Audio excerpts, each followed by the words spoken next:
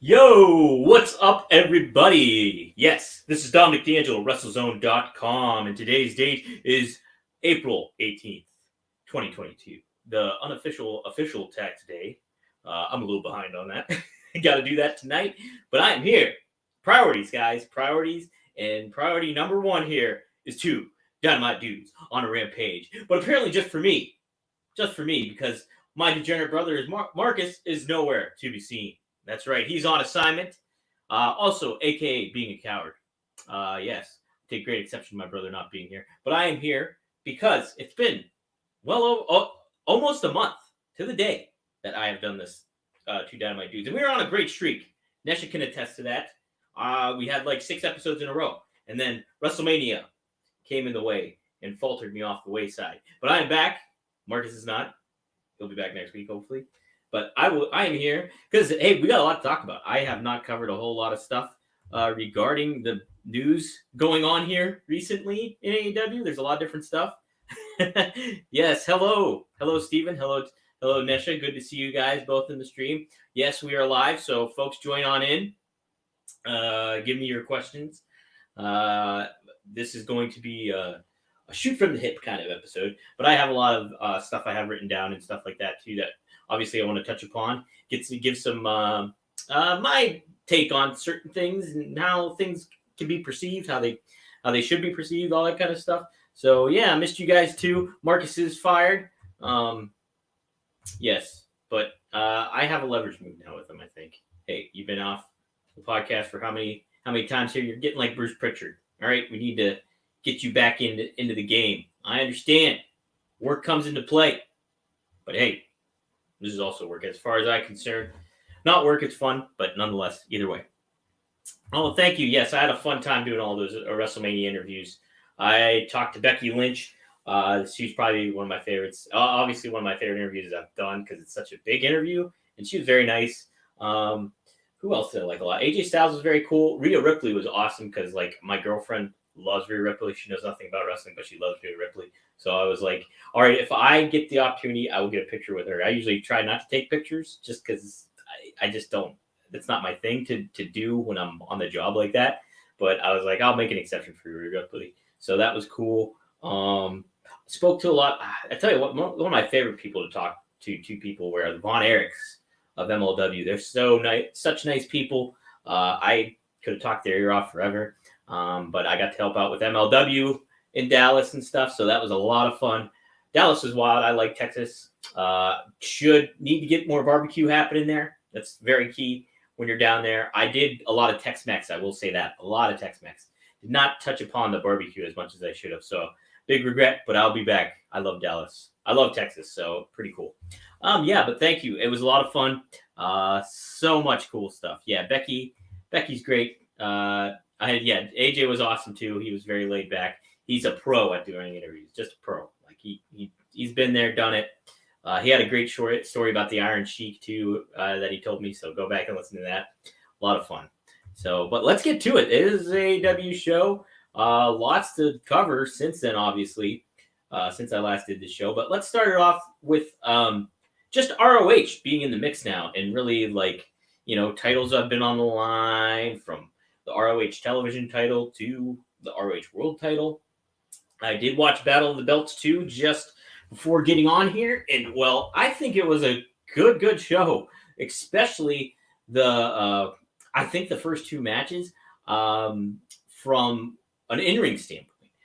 And particularly I liked just the elements that the ROH title match had. And I think they kind of correctly redirected course when it came to Satnam Singh, who debuted on Dynamite. And I think they followed up with a better follow-up to kind of establish him in a better light. Even Tony Khan admitted that the handling of him in the main event, yes, this is Dusty. So he's my other Dynamite dude this fine evening. Dusty is here. But I think, yes, they kind of righted the ship a little bit with him. And Tony Khan, took onus on it and was just like, yeah, hey, listen, I got a lot of feedback and the fans are usually right. And yeah, I can see how that was a misstep and things like that. So, hopefully he does. I don't think Satnam Singh will suffer too much from this, because I tell you what, and he was getting a lot of comparisons to like the big man, to a Giant Gonzalez or a Great Khali, and I can definitely. I mean, obviously he's huge like that. He's huge like that, and we're used to seeing stars like that kind of just be there and then kind of fizzle out, and then you kind of pair that with like trying to accrue like the Indian fan base. Yeah, Dusty just left. That's why my whole screen shook. But and trying to do that is a very WWE like thing. It makes sense to do. But kind of doing it in that light, like, just did not do him any favors. It didn't do AEW any favors. But I think really on Battle of the Belts, it kind of reestablished it a little bit and kind of got things kind of back on track with maybe what they want to do and how they want to position this guy in the faction that Jay Lethal is running there. But yeah, one thing I want to say about Satnam, just seeing him kind of show up here, he's got a presence. And I don't mean just from the physical imposing presence. I mean his ability to kind of convey intensity and how he handles himself. Like, he didn't move very clunky like you would see for a big man. I felt like he had movement and a good presence of body language that didn't come across as awkward and things like that. So like, when he grabbed like Gresham by the head and was slamming him on the mat, I thought that looked really effective. I thought like when he would leave the ring, he looked very Kevin Nash-esque, and that's always a good thing. And then on top of that, just him like pointing and like kind of like having that stage presence, for lack of a better word, I thought he was very good at that. So I think, and what you hear about him from QT Marshall to Baron Black, who I interviewed just a couple weeks ago, and I saw WrestleMania weekend, they have a lot of confidence in Satnam Singh and his ability to do work. So I'm like, okay, when they showed it up, I was like, oh man, you're not doing this guy any favors. He's like being positioned in this light of just like kind of accruing this Indian fan base, which makes sense, for marketing and all that stuff. But it's also like you want to appease as much people as you can. And so I think they kind of like, they saw the mistake that they kind of tripped up on there. But going into Saturday or Sunday, was it Sunday? Yeah, Battle of the Belts. They come across a lot better, I think. I'm sorry, it's Saturday. Let's take some comments here real quick before I move on. I was excited to see Dalton Castle too. Yes, Nesha, that's pretty cool that you mentioned that, because he's another guy, like, you just forget how good of a wrestler he is. He's got such a flamboyant and crazy kind of ring persona and everything like that with the boys and everything. You forget how good of a wrestler he is, and he really displayed that against Gresham. And, I think there's some legs to Dalton Castle. I remember him just being such a hot act years back. But then, Sinclair never did a super good job of positioning their stars, because they didn't really care about having ROH on their product. They just wanted a product to put on, and they didn't put any oomph behind it, And somebody like Dalton Castle kind of suffered, I think, from that, because he was one of those guys that, like, that guy is crazy, wild, cool, and has like this very engaging kind of dynamic. So it was neat to see him kind of in the forefront of things. It made me think about a couple of things too, with them showing up a guy like Dalton Castle, like putting him on the screen. And then it made me think about Samoa Joe a little bit more too. Now, Samoa Joe is ultimately like a badass. I love him. I love the presence he gives, and I love who he is. He's like just a fucking ass kicker, pro wrestler kind of guy. I would have liked to see him kind of get some airtime to talk to this audience, talk to this crowd, get him over, he can come out to ROH Supercard, but maybe on Dynamite, you do this dynamic of like, there was a lot of times where like, you would on Raw in the Attitude Era, or in WCW on Nitro, you would see a star. Like, there'd be reports of the star being in the building or coming here. We have word that Samoa Joe is going to show up tonight, but we don't necessarily know if he's going to be here. He's slated to have a title match against Minoru Suzuki. He's going to be in this fight. He should be arriving at this building any minute. And I think you hype that over the time. Why is Samoa Joe not here yet? Why is this?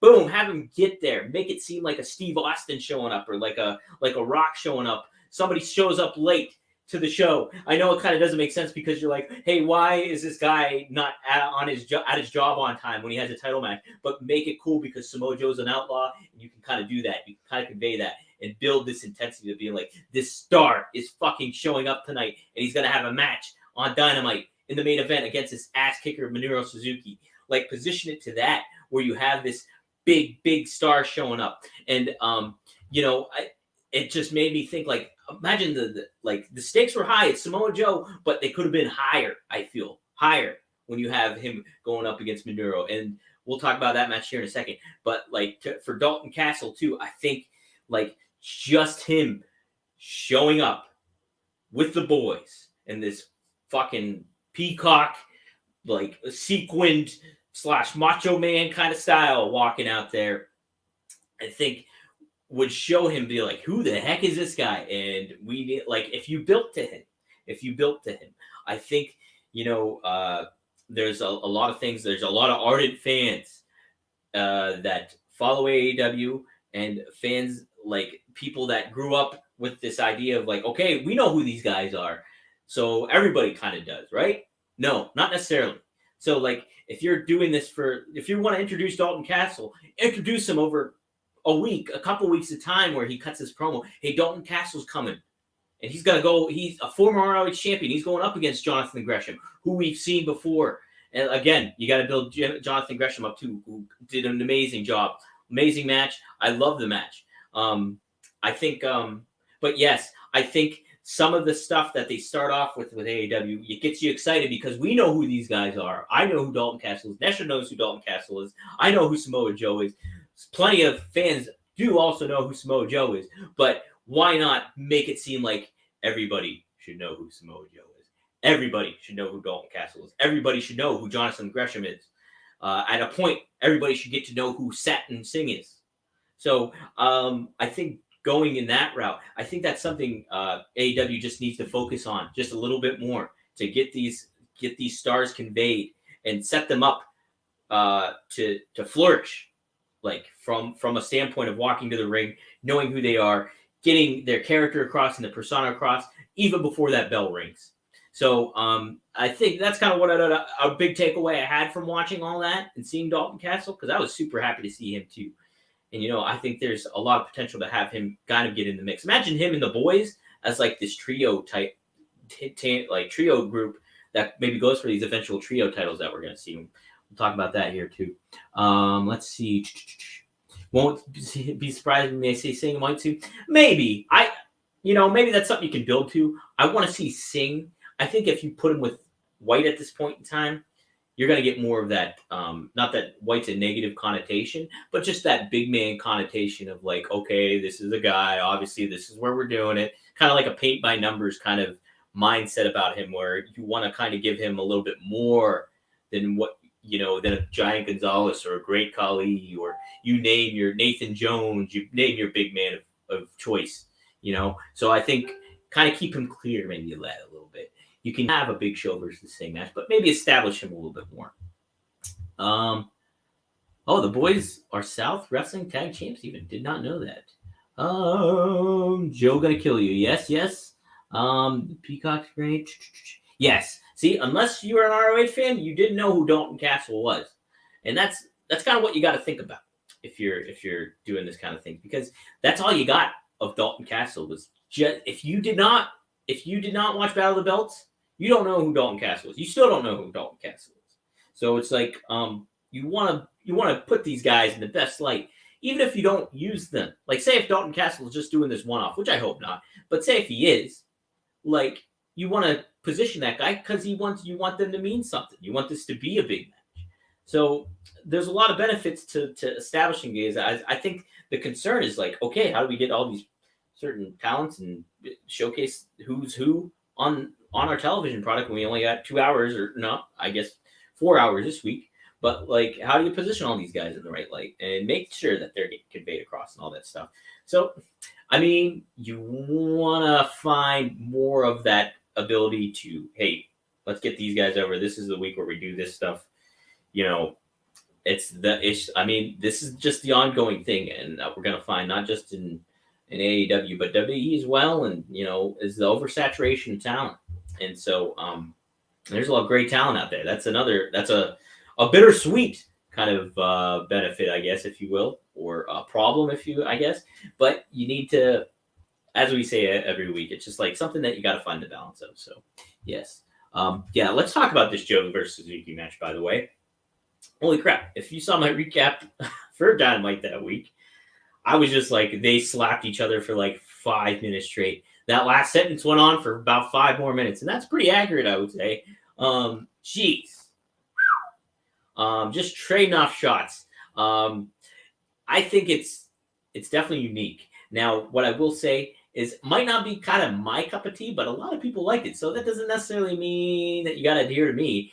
I don't know how the casual fan would think about that. I do. I mean, Joe's got his move sets and his ability to do stuff. Maduro's just known for that. So, I mean, you kind of factor that kind of stuff in, and hey, you got something, And like Maduro's what, like 50? Is that right?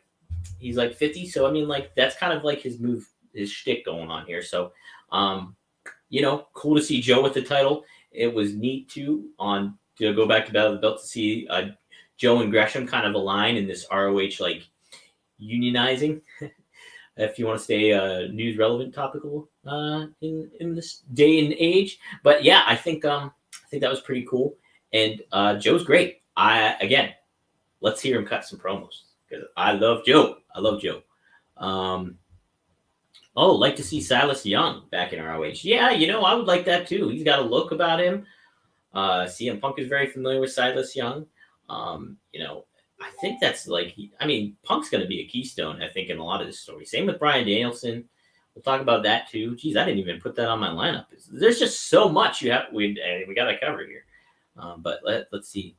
I know Castle is awesome. Here, let's go to the next topic. What I got here. Okay, so I talked about Satnam Singh. Let's kind of veer off just a little bit. Just talk about Cody here for a second. I think I haven't gotten to chat about that since WrestleMania because that's where we last recorded before WrestleMania. So Cody showing up felt real big time at WrestleMania. That crowd popped. He had everything that you associate him with AEW with, from the logo to the music to the entrance to his look, and it felt big time, and like it just felt like I felt very happy for Cody because that was just like such an elevated kind of stage, obviously, to put on, and it's the way to position him if he's going back to WWE. So he felt like big time. Obviously, this is a course of WWE has this issue with a WrestleMania hangover, and sometimes that's just organic because hey, WrestleMania is over and fans want to connect the fans back, so that's just something that's going to happen. But they sometimes don't benefit or they don't make the most of the post WrestleMania stuff. So following up with Cody, I think is very key for WWE to do. It's a loss for AEW, no doubt about it. It's a loss, and he just felt like the ambassador of the company. He felt like this guy that could do the PR, could do all this stuff. Has a history with wrestling just because of his name and because of his acumen and all that stuff, his knowledge of the business.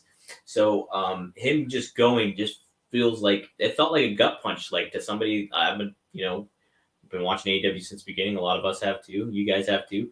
So it's just like seeing him there. It's cool to see, but it's also like I hope they use him right, and I hope he gets to do what he wants to do because Cody's awesome. And so if you guys have anything, let's see. Cody going to win Money in the Bank briefcase, and will cash it in challenging Roman at SummerSlam. Quicker way for him to get a title shot. Yeah, it's going to be interesting to see how they do that. I would, I think they're really maybe leaning on The Rock at WrestleMania against Roman. And you could basically do that without the title. I think you actually should do that without the title. So, but do you want to have the thing of Roman losing before he faces The Rock in like this headline event? That's a question you got to kind of go with. Now, there's ways to do it where you can kind of like, and this isn't bad. So, Steven, I wouldn't be against like him facing Cody at SummerSlam and Cody winning the title at SummerSlam. because you can have Cody kind of win it and go back later on. Like, okay, him and Roman are going to butt heads once again. Maybe something happens where Cody doesn't cheat, but something circumstantial happens where Roman loses the title and might not totally be Roman's fault in a way. So you have that, and you have him have this axe to grind. So he's annihilating everybody. Heck, maybe he turns on the Usos. Maybe he turns on his family. That's what gets The Rock back in the mix. And it's Rock versus Roman. Rock, and then you have Roman go over at WrestleMania. Then guess what? Follow up WrestleMania with Cody. Back, he's back on that title hunt for Cody. I think I would like that a lot. So that's something you could do. I think Nesha, I think they're unifying the titles, so I think it's just strictly going to be one belt, unless they conveyed something otherwise on SmackDown or something before. But Nesha, and you called it too. He'd go Cody at Mania if he was signed. So yeah, that's very true. Let's see. So what did I want to talk about next?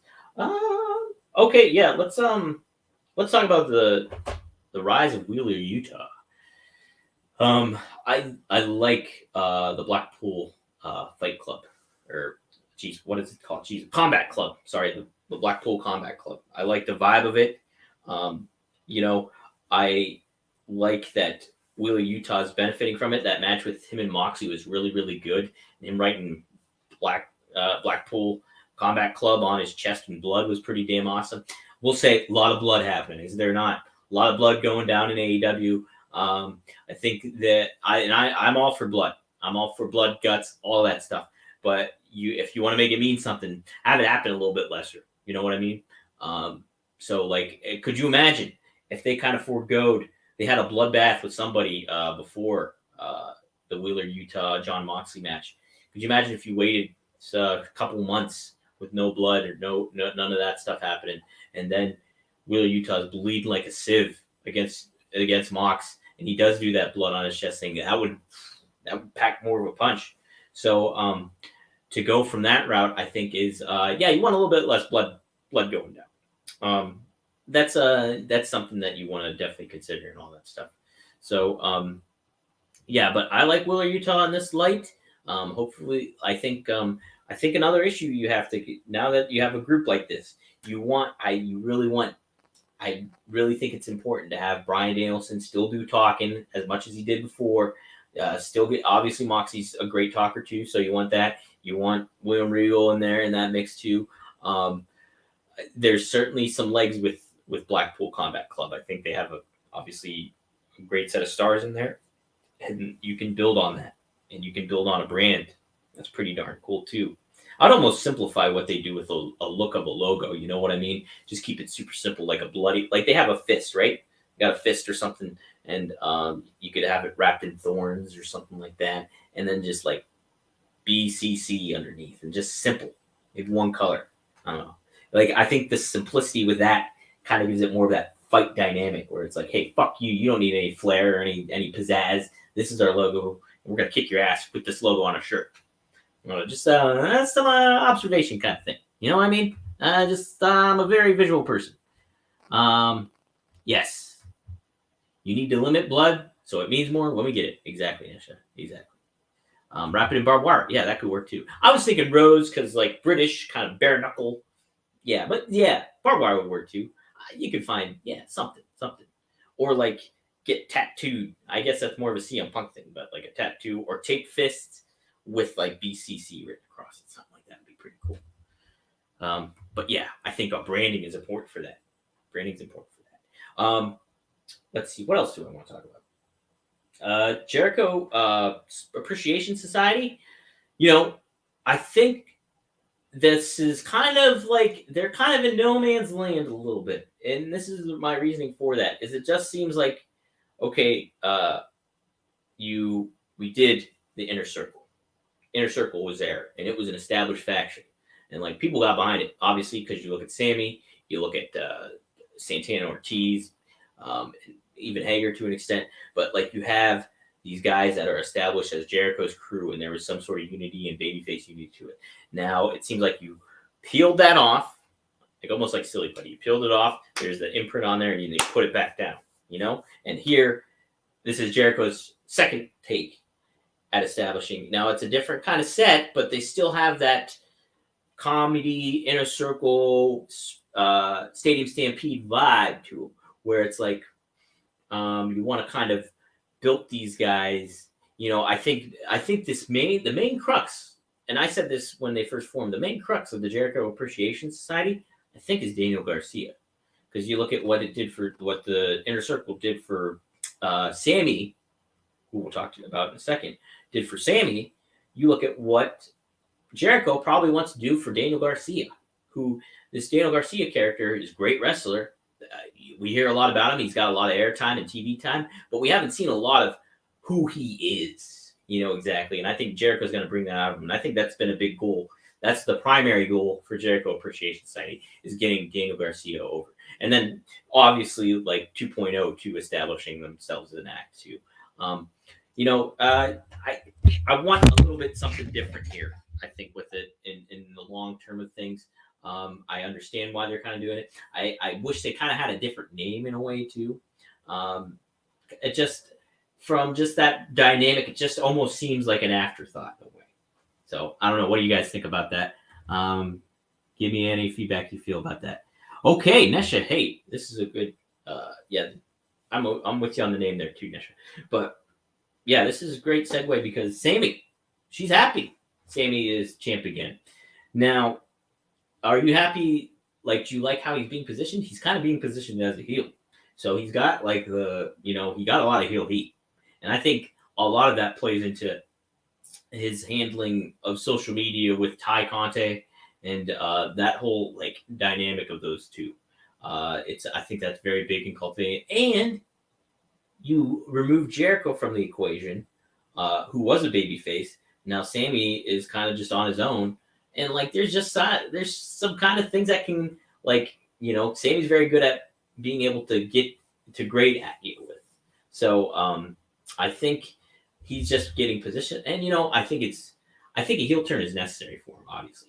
Now, what I kind of don't like about that was that it's bouncing the title around again.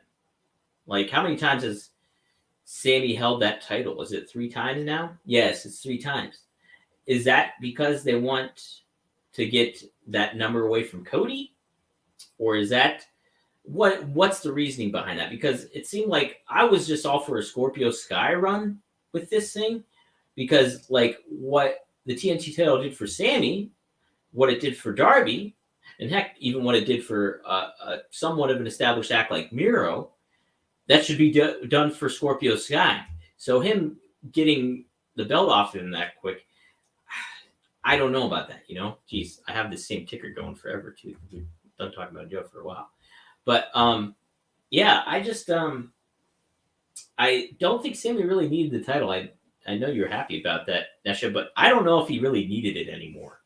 Now to give him a run where he gloats about being a 3-time champion, and he's got this hot girlfriend, and he doesn't give a shit about anybody, that kind of thing, you can play into that.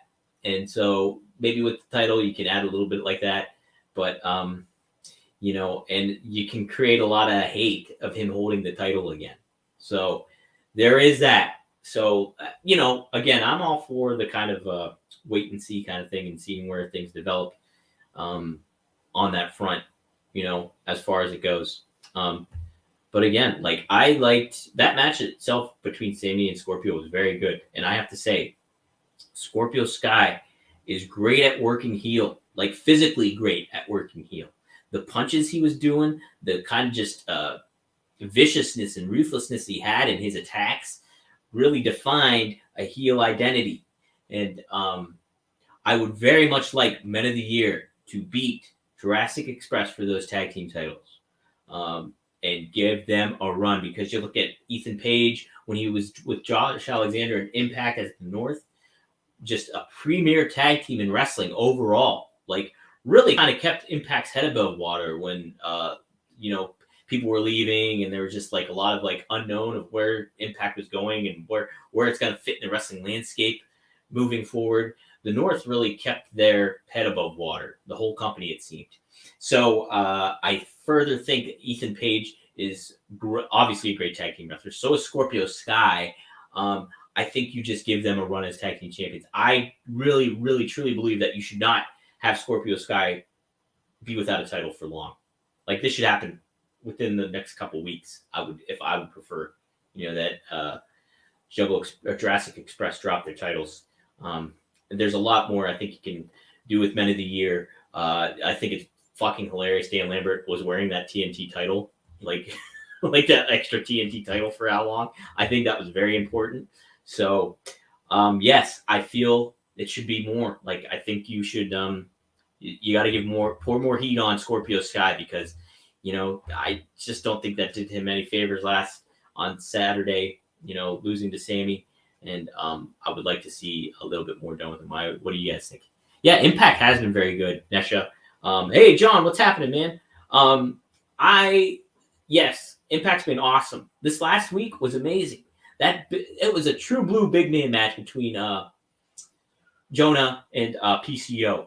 And then you had if you knew me like 12 years ago, my Impact, my TNA guy, Alex Shelley. So anytime Alex Shelley is on there, I'm a huge fan. And so he had a great match on there too. Gresham against Rocky Romero. You want to take a look at a really great match, it's Gresham and Rocky Romero on Impact, And then, my goodness, I know this is not an Impact show, but heck, I haven't been on here for a while. But W. Morrissey in that opening promo to the Philadelphia crowd, where he had his health / substance abuse situation in Philadelphia, and him being able to address the crowd like that and kind of getting emotional too was very, very, very cool to see. And then the way they tied that in to a heel angle with Brian Myers, kind of realigning with almost called that right, Matt Cardona and Chelsea Green as these major players. You establish this new heel group against this babyface badass that's Morrissey, that's like you have reasons to cheer for him and stuff like that.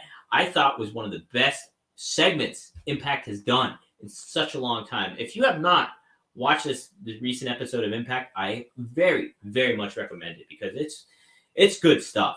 It's good stuff, and it's great to have them have a crowd back and all that kind of thing, because, I think Oh, Kevin, what's up, man? Thanks for joining in real quick and checking in.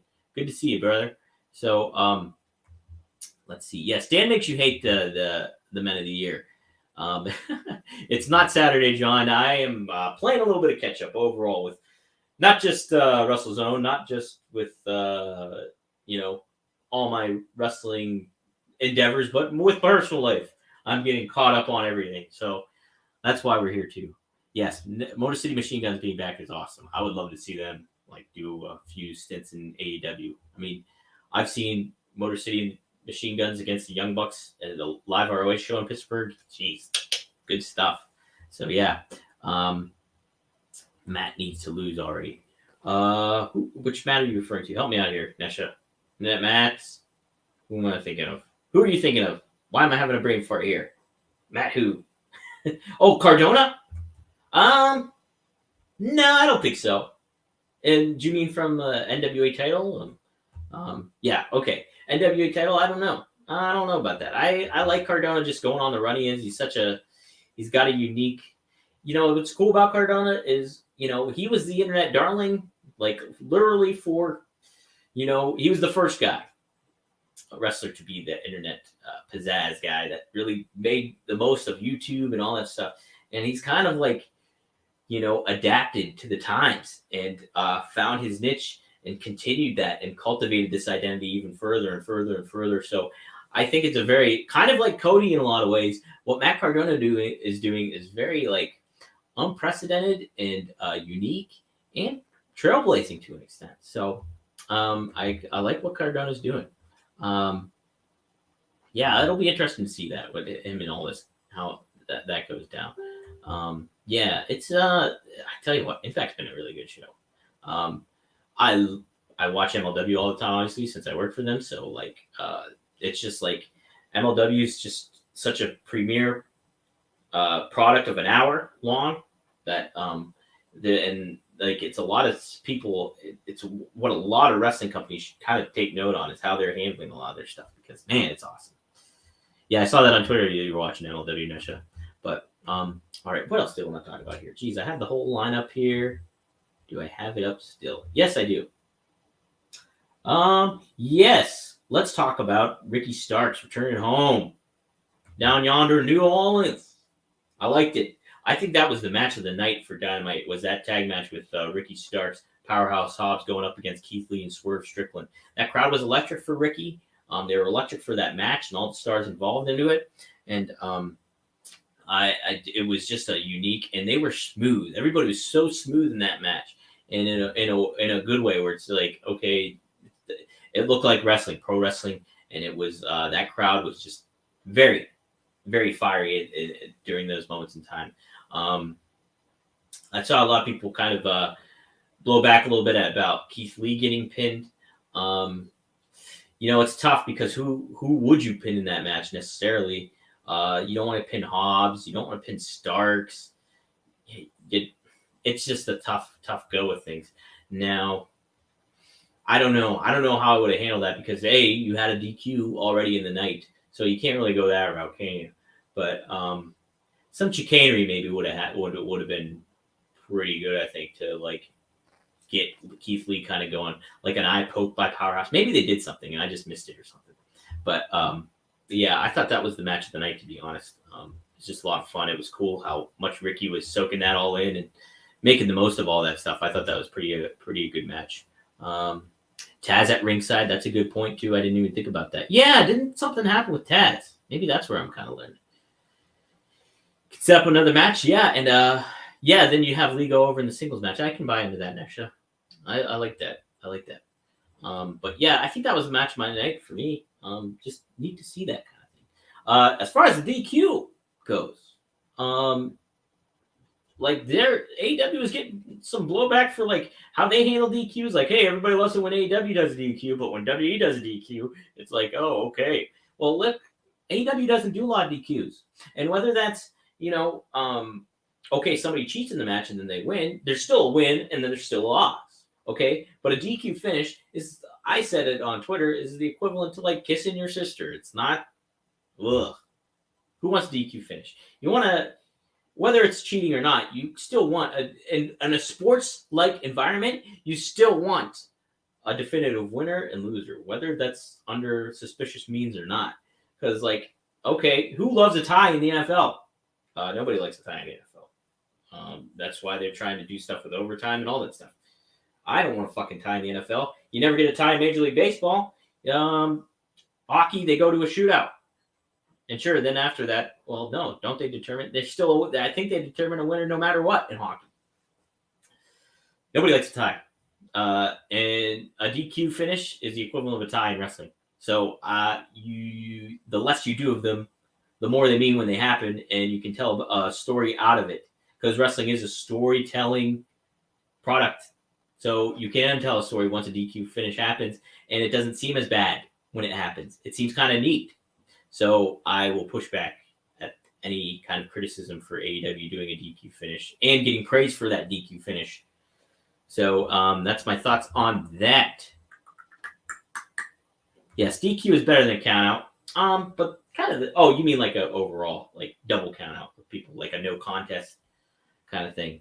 Yeah, I kind of agree with that. It just seems like when you either do a DQ finish or a count out, it just kind of seems like lazy, does it not? So when you do it, like you're not leaning into let's just have a DQ and that's how we're telling the story. It's a DQ. Hey, let's do another DQ finish. Let's do another one. It's just like, okay, there's different ways to tell the story. You don't necessarily, let's have a winner and loser here. Let's make these wins and losses mean something, So it's just lazy, yeah. So let's see what else. Almost out of time here. I actually have a meeting thingy I have to do and taxes.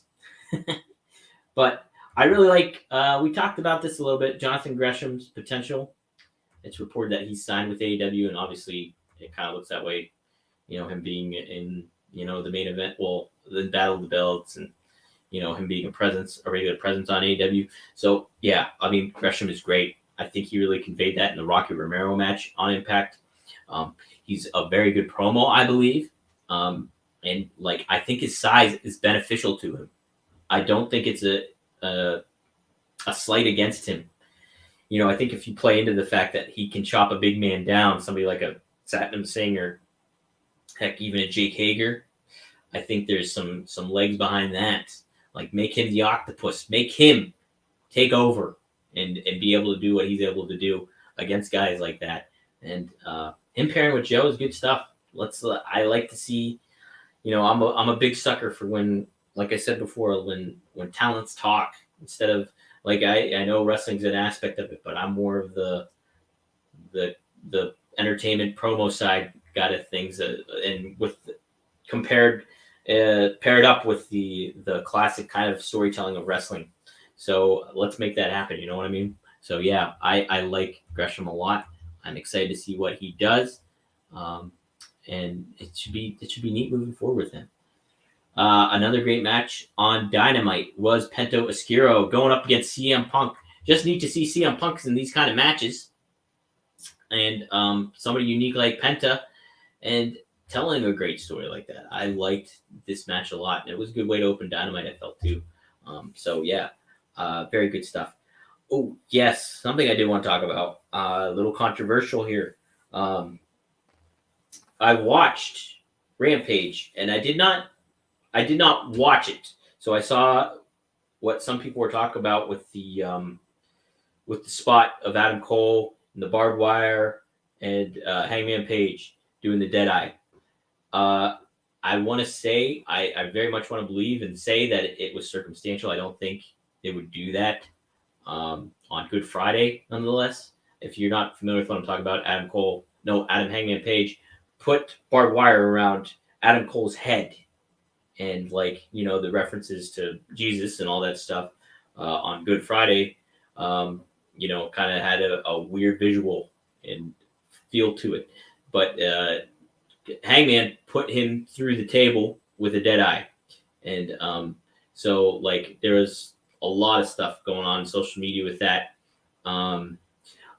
Yeah, I want to say maybe, like, this is my guess, and I'm hoping this is what really, like, kind of happened in a lot of ways. Maybe Hangman's not maybe a very religious person or something, so he didn't think about that.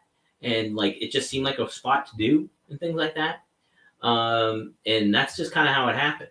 But, like, I'm a guy of faith and all that stuff.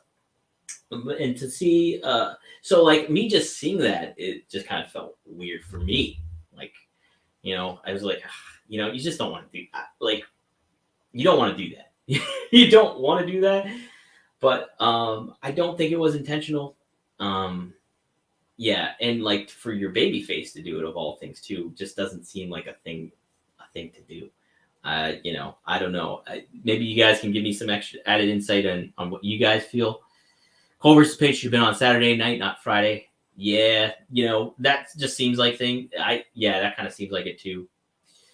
It got folks talking, that's for sure. It did. I don't know, like, in what kind of way, because it's just like, me being somebody of faith, it's like a turn off. I don't like seeing that kind of stuff, but I don't think it was intentional. So I'm kind of keeping an open mindset about it too, because you got to think too, there's a lot of people of faith in wrestling too.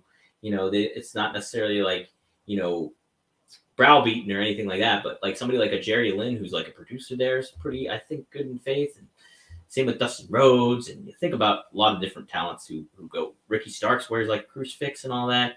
I think John Moxley, is pretty good in his faith and stuff like that. So I really don't think it was intentional, but yeah, I don't think, I did want to address it just because it's something that was talked about. But yeah, as far as me just being the viewer and like knowing my background and what I believe and all that stuff, it just felt like it's just not a good look on Good Friday, if you're a Christian or anything like that. But I don't think it was intentional if I had to lean one way or another. But yeah, let's see what we got cooking next week on Dynamite here. I got a couple more minutes. I'm trying to think what's been announced. Anybody can help me out. What are you guys excited for here? Dynamite, AEW. Oh, it's in Pittsburgh too. Oh, geez. Yes, here we go. Geez, it's in Pittsburgh. I'm gonna be there. I'm gonna be there. So yeah, well, Tony Khan's making a big announcement. What do you guys think it is? I want it to be a streaming deal. Like I really do, just for the sake of the industry, because them going with HBO and how this Discovery things, getting, they're buying up Time Warner and all that stuff, and like, all that kind of thing. Like it kind of leaves the future of where AEW is going to be in the unknown right now. Matt Hardy on his podcast, which is great. I work with that. I'm on the social media team for that. He said that nobody's concerned about that backstage or nothing like that. It's not a concern or worry. But it's still an interesting thing to kind of think about. And so then to get a streaming deal, I think, it's not like from a story perspective or from what's being presented kind of perspective, that's not like a big deal for some fan, or anything like that. But for an industry perspective, that's a big announcement. It's a huge announcement, because it's like it kind of solidifies, hey, AEW is going to be around on this product, and they're putting their chips behind it and all that stuff if they get on HBO, and it's more accessibility, which on HBO Max, fucking good streaming service. So if you got them on there, that's like, oh man, you got the Sopranos, you got the fucking Peacemaker, you got all the DC stuff from the Batman to everything like that on that thing. You got AEW. So it's it would be a good get to get on there. Yes. Tony Khan always has an announcement. Yes. It's the same thing kind of with blood in a certain way. You want to just kind of pick and choose your moments. So hopefully this is a big announcement. In what way? Like if you announce an ROH show, that's a big announcement from a storyline perspective. Obviously too, from like, probably an industry perspective, another AEW/ROH television product is good news. I think you have to debut somebody very big. I know it's like a Cesaro or somebody like that to really appease the ardent fan base, because like, yeah, you want to keep that goodwill with people. And I think ultimately from a presentation of matches and delivery ultimately overall on things, AEW is great at. I think it's the matter of the little week-to-week details that just kind of need worked on and stuff of building people. Because like, it's building up things little by little, you want to focus on, because the payoff makes it bigger. If you get from one point to another and the payoff's great and big and makes sense, it's still good, but it's not as good as it could be. You know what I mean? I hope that makes sense. I'm kind of rambling. But yes, when we get into ROH TV, I hope it's sooner than later. I think it just will benefit AEW overall, from, you have to be careful of oversaturation, but you want another television product, and to hone in on stars on both products and not make it seem so like, okay, hey, this is boom, boom, boom, boom, boom, boom all over. Because you could very much have two split brands here in wrestling on AEW alone. So I think that's kind of important to do. But yeah, big announcement coming up. Watching Battle of the Belts just like it really invigorated me as a wrestling fan and viewer and writer. So it's neat to see. I want to see just things kind of certain line up from the week to week standpoint is my big thing. But overall, like I'm digging, a lot of what AEW is putting down, especially with this talent that they're bringing in. But you just tighten up on things, give people time to speak, everything like that, and I think you're on the right course. Then I think there is some stuff that needs to be redirected and all that kind of vibe. But ultimately, I think it's a good product, and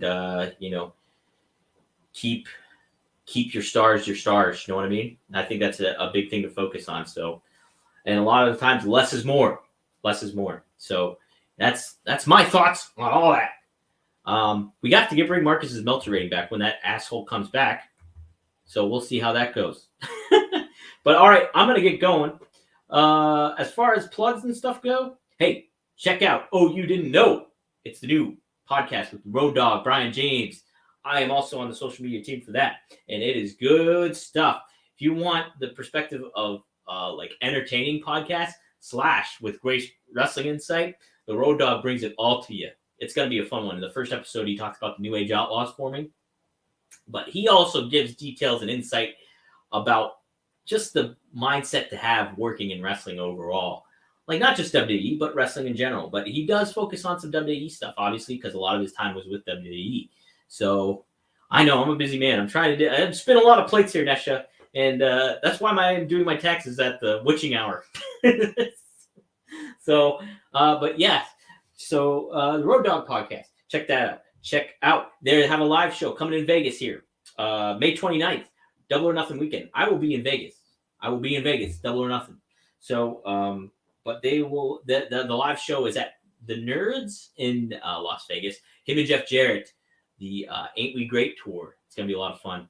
Those guys have such a great dynamic. I got to hang out with those guys at WrestleCon during WrestleMania weekend. Help out a lot too. So be on the lookout for that. Matt Hardy, like I said, podcast, Extreme Life. He had Christian Cage with John Alba on the show. They were talking up the WrestleMania 2000. They were watching it along, so you can watch along with them. Get their insight on that stuff. You got to check that out. It's a lot of fun to watch. And the other podcast I work with is Wives of Wrestling. And that is also with John Alba and Kim Orton and Giovanna Angle. They had an Ask Them Anything Q&A. So if you're into like kind of the side aspects of what it might be like being wife of a wrestler, a famous wrestler, this is some good stuff. And so they answer your questions on the not live, but they answer your questions there. And they have Ronda Rousey in the studio. They had her on in the studio today, and I watched it. It was good stuff. And that's coming next week. So Ronda Rousey will be their special guest next week. Oh, that's your daughter's birthday, Double or Nothing Day. How about that? Wow. Memorial Day weekend, baby. You know what? So, man, that's crazy. I'm a June 2nd kid, so that's pretty awesome. So there. Let's see. As far as Marcus Front, at freeshows.com. He does a lot of stuff going on there. Obviously, he's good. He's one of Jeff Jarrett's loyal workers. So anything Jeff Jarrett does, Marcus has some help with too a little bit in certain ways. So check out their podcast. They're always great stuff. But yeah, at freeshows.com, they're doing a lot of good stuff. Lash LaRue. I interviewed Lash LaRue for WrestleZone. One of my greatest interviews I've ever done. And that's not hyperbole. I really like this interview. There's a lot of cool stuff. Lash LaRue talks about being, out of wrestling for so long and everything like that. And here he is. He's back doing time limit doing drawing and stuff within an hour of time of wrestlers that you love. So he did Bruce Pritchard. He did the late Scott Hall, my favorite. He did The Undertaker, and that's an awesome drawing that he did. So check out my interview with Lash LaRue coming up here soon. I also interviewed Baron Black of AEW as he talks Battle Slam, Def Jam Vendetta 2. Def Jam Vendetta. If you ever seen those video games back in the day, he's talking about how he's bringing hip hop with pro wrestling back, and it's very cool idea he has, and it's happening in Atlanta. So he's got musical artists, he's got wrestling. It's gonna be good stuff, and it's happening this weekend, April 24th. Is the date in Atlanta. You can watch that on Fight TV, but check out my interview first before you go there. That's up on WrestleZone.com right now. Plenty of, if you did miss all this, geez, I'm sorry, I'm plugging the hell out. I guess I got to do that. So it's a promotion business. So here we go. Check out my WrestleMania interviews up on WrestleZone.com. Austin Theory, AJ Styles, Rhea Ripley, Becky Lynch. I did a media scrum with EJ Naduka. There's more to come too with the Von Erichs, Casey Navarro. Lots of fun stuff I have going on there. Geez, Corey Graves. Oh, man, Corey Graves is a great one. Check all that out. But, guys, thanks if you stuck around for that amount.